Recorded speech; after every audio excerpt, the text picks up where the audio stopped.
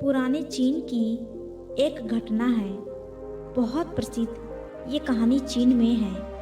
पुराने चाइना में एक व्यक्ति रहता था जो संन्यास्त हो जाना चाहता था, बस खो जाना चाहता था। एक दिन वह अपने गुरु के पास गया। गुरु के सामने सन्यासी होने की इच्छा जताई। गुरु ने कहा कि तू सच में सन्यासी हो जाना चाहता है या सन्यासी दिखना चाहता है? उस व्यक्ति ने कहा कि जब सन्यासी ही होने आया हूँ तो दिखने का क्या करूँगा, मैं तो सन्यासी ही होना चाहता हूँ। तो गुरु ने कहा, ठीक है, ये अपनी आखिरी मुलाकात थी। अब तू दोबारा मेरे पास मत आना।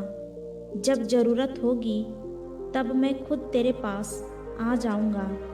इस आश्रम में 500 सन्यासी हैं। उन 500 सन्यासियों के लिए तुझे चावल कूटने का काम करना है। ऐसा कहा जाता है कि वह सन्यासी अगले 12 वर्षों तक चौखट के पीछे एक हल्के अंधेरे से कमरे में बस चावल ही कूटता रहा। 500 सन्यासी थे उस आश्रम में। वह सबके लिए चावल कूटता, सुबह से उठता, चावल कूटता रहता, रात थक जाता तो सो जाता। 12 वर्ष बीत गए।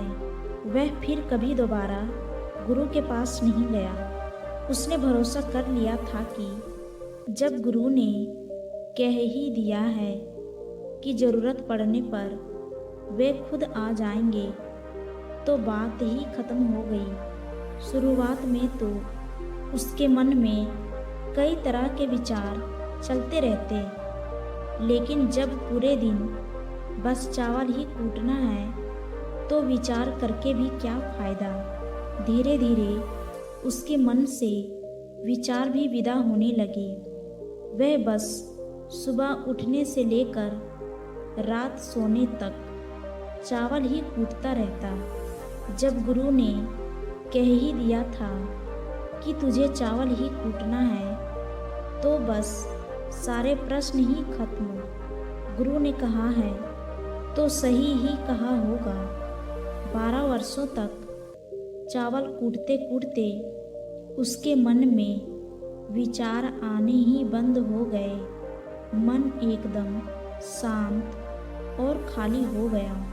ना कोई विचार, ना कोई उलझन, ना कोई अड़चन, सीधा सा काम।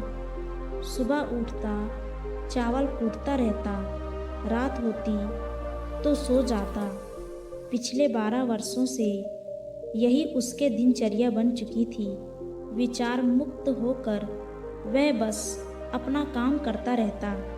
12 साल बीत जाने के बाद गुरु ने घोषणा की कि मेरे जाने का समय आ चुका है। जो भी व्यक्ति मेरा उत्तराधिकारी बनना चाहता है वो आज रात मेरे कमरे के दीवार के बाहर 4 पंक्तियाँ लिख जाए, जिसमें जीवन के सत्य उजागर हो, जिसमें उसका और उसके विचारों का सत्य उजागर होता हो। लेकिन ये विचार उसके खुद के होने चाहिए या उसका खुद का अनुभव होना चाहिए। ये घोषणा सुन सभी शिष्य डर गए, क्योंकि गुरु को धोखा देना आसान ना था।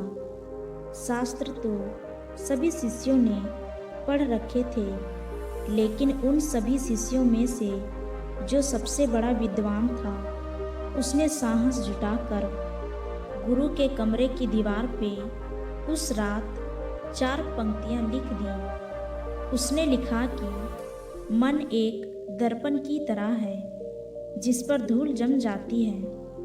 धूल को साफ कर दो तो धर्म उपलब्ध हो जाता है। इस धूल को साफ कर दो तो सत्य अनुभव में आ जाता है। सुबह गुरु उठा, उसने देखा तो चिल्लाया, ये किस मूर्ख ने मेरी दीवार को खराब कर दी।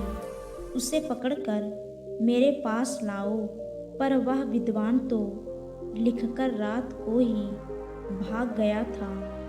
वह डरा हुआ था क्योंकि ये पंक्तियाँ उसकी नहीं थी। उसने एक बड़े शास्त्र से इन पंक्तियों को चोरी किया था।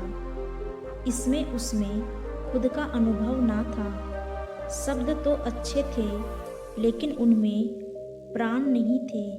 वह जाते समय अपने आश्रम के मित्रों से कह गया था कि अगर सुबह गुरु कहे कि वाह क्या बात है, कहे तो मुझे खबर कर देना, लेकिन अगर गुरु पढ़कर क्रोधित हो जाए तो मेरा पता मत बताना। सारा आश्रम चिंतित हुआ कि इतने सुंदर वचन तो हैं, वचनों में क्या कमी है।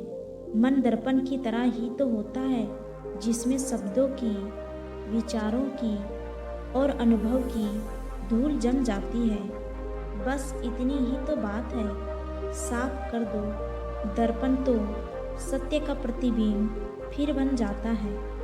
लोगों ने कहा, उस सन्यास ने बात तो बिल्कुल ठीक ही लिखी है, लेकिन गुरु ज़रूरत से ज़्यादा ही कठोर हैं। और अब देखते हैं कि इससे ऊंची बात गुरु कहाँ से लेकर आएंगे। ऐसी ही बातें पूरे आश्रम में चल रही थी। पूरा आश्रम गर्म था इसे एक बात को लेकर। ऐसे ही 4 सन्यासी ये बात करते हुए उस चावल कूटने वाले के पास से जा रहे थे। उसने भी उन चारों की बात सुनी। उनकी बात सुनकर वह हंसने लगा। उनमें से एक ने पूछा, तुम हंस रहे हो, बात क्या है? उसने कहा, गुरु ठीक ही तो कह रहे हैं, किस ना समझ ने यह लिखा। ये सुन वे चारों सन्यासी चौंके और फिर बोले, तू पिछले 12 वर्षों से चावल ही कूट रहा है और हम शास्त्रों पर सर पटक पटक कर मर गए। तो अब तू बताएगा कि क्या सही है और क्या गलत। उनमें से एक ने कहा, तो क्या तू लिख सकता है इससे बेहतर कोई वचन? उसने कहा, पिछले 12 वर्षों से चावल कूटते कूटते लिखना तो मैं भूल ही गया हूँ, लेकिन बोल सकता हूँ अगर कोई लिख दे तो। लेकिन एक बात याद रहे, उत्तराधिकारी बनने की मेरी कोई इच्छा नहीं है। अगर इस लिखने की वजह से मुझे उत्तराधिकारी बनना पड़े तो मैंने काम पकड़े, मुझे लिखवाना भी नहीं। फिर उन चारों ने कहा, अरे तू बोल, हम लिख देते हैं। उसने लिखवाया और कहा, लिख दो जाकर। कैसा दर्पण, कैसी धूल, ना कोई दर्पण ना कोई धूल। जो इसे जान लेता है धर्म को उपलब्ध हो जाता है, सत्य को उपलब्ध हो जाता है। आधी रात को गुरु उस चावल कूटने वाले के पास आए और कहा, अब तू यहाँ से भाग जा, वरना ये 500 तुझे मार डालेंगे। ये मेरा चोगा ले, तू मेरा उत्तराधिकारी बनना चाहे या ना बनना चाहे, इससे कोई फर्क नहीं पड़ता। तू मेरा उत्तराधिकारी है। मैंने तुझे ही अपना उत्तराधिकारी मान लिया, लेकिन अब तू इस आश्रम से भाग जा, क्योंकि ये तुझे जीने ना देंगे। ये सब बर्दाश्त नहीं कर पाएंगे कि एक चावल कूटने वाला सत्य को उपलब्ध हो गया, आत्मज्ञान को उपलब्ध हो गया और ये शास्त्रों पर सर पीटते रह गए। इसीलिए तू यहाँ से चला जा। ये कहानी नहीं समाप्त होती है। विचार सुनीता के संदर्भ में एक बार गौतम बुद्ध ने भी अपने एक शिष्य मौलुपुत्र से कहा था कि जिस दिन तुम्हारे दिमाग में विचार उठने बंद हो जाएंगे, उस दिन तुम सत्य का अनुभव करोगे। तुम खुद को, इस ब्रह्मांड को समझ पाओगे और यही बुद्ध तत्व प्राप्ति का पहला कदम है। मन के विचारों को शांत करने का एक तरीका जो बौद्ध ग्रंथों में बताया गया है वह है खुद के विचारों पर ध्यान देना। अंदर क्या चल रहा है, कैसी विचार उठ रहे हैं, इसका बड़े ही सावधानी से निरीक्षण करते रहना। पर इसका मतलब ये नहीं है कि हम अपने विचारों को दबाना, उन्हें रोकना शुरू कर दें। अगर आप ऐसा करेंगे तो विचारों की फैलाव की तीव्रता और बढ़ जाएगी। आपको बस अपने मन को देखना है।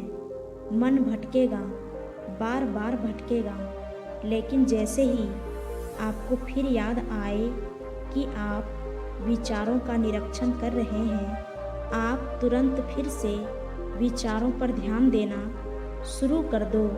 शुरुआत में आपको काफ़ी परेशानी आएगी और मन बार बार भटकेगा भी, लेकिन कुछ दिनों बाद आप देखेंगे कि अब आप काफ़ी लंबे समय तक अपने विचारों को रोक पा रहे हैं। हर तरह के अच्छे बुरे विचार मन में आ रहे हैं, जा रहे हैं, लेकिन आप विचारों के साथ कोई छेड़खानी नहीं कर रहे हैं। धीरे धीरे आपके मन में विचारों की उठने की तीव्रता कम होती चली जाएगी और आप इस प्रक्रिया में और गहरे होते चले जाते हैं तो आप पाएंगे कि आपके मन में विचार उठने ही बंद हो गए हैं। अब आप बीते हुए कल और आने वाले भविष्य की चिंता नहीं करते। अब आप वर्तमान में जीते हैं और जो भी अभी इस समय आपके सामने है, आप केवल उस पर ही अपना ध्यान केंद्रित करते हैं। दोस्तों, उम्मीद करती हूँ कि आपको इस वीडियो से बहुत कुछ सीखने को मिला होगा। धन्यवाद।